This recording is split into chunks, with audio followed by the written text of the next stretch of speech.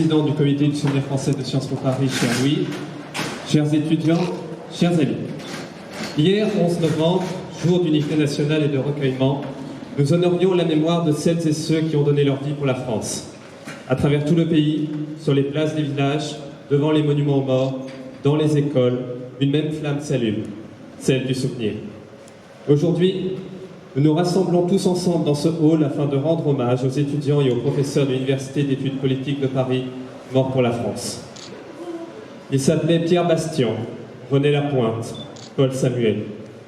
Si pour beaucoup ils ne sont que des noms parmi la longue liste de ceux tombés pour la France durant la Grande Guerre, ici, à Sciences Po Paris, leur présence résonne encore à travers ces murs, dans ces couloirs.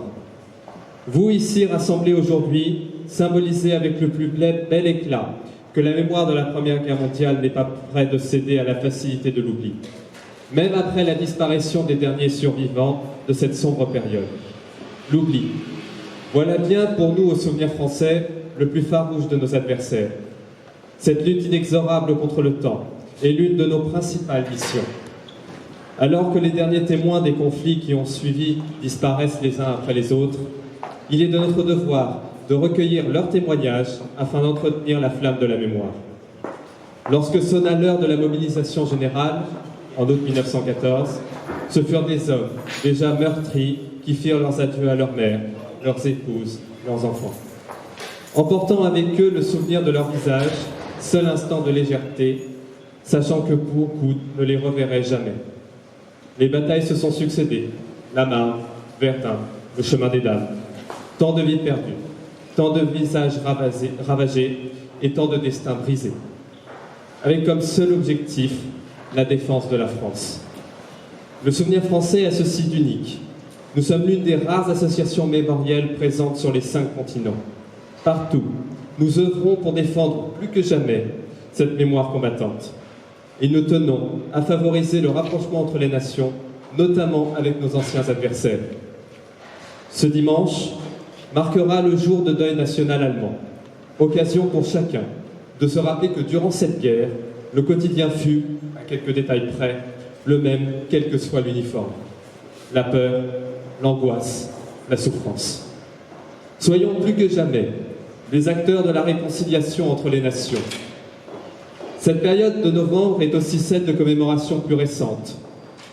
10 ans ont passé, depuis que les malheurs du Bataclan, mais la douleur et le souvenir demeurent. En cette journée de mémoire, nous pensons à toutes celles et tous ceux qui ont perdu la vie, à leurs familles, à leurs proches, et à tous ceux dont l'existence a été bouleversée en quelques heures, en quelques minutes, en quelques secondes. Face à la barbarie, la France a répondu par l'unité, la solidarité et la dignité. Souvenons-nous ensemble que pour que jamais ne s'éteigne la lumière de la liberté, de la fraternité et de la vie.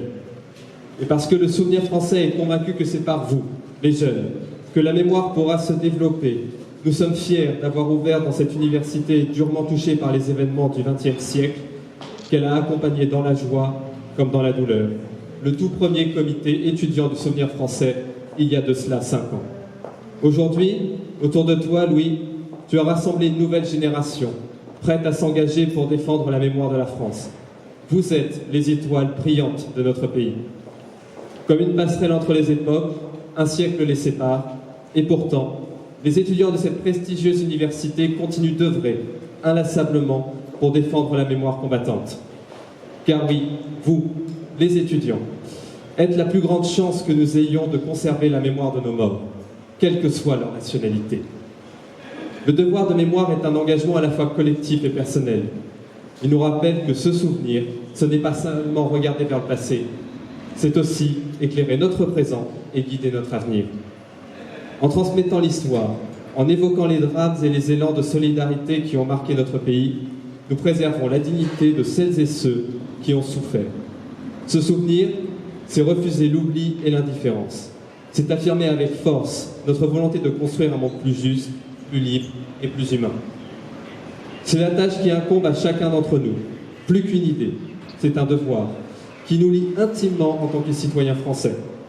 Notre histoire, vieille de plusieurs siècles, est belle, imparfaite, mais belle plus que jamais. Grâce à vos actions pour l'avenir, vous pouvez la magnifier. Vive la mémoire, vive le souvenir français, vive Sciences Po Paris, vive la République et vive la France.